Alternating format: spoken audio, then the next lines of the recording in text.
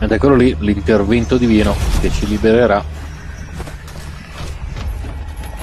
la valanga.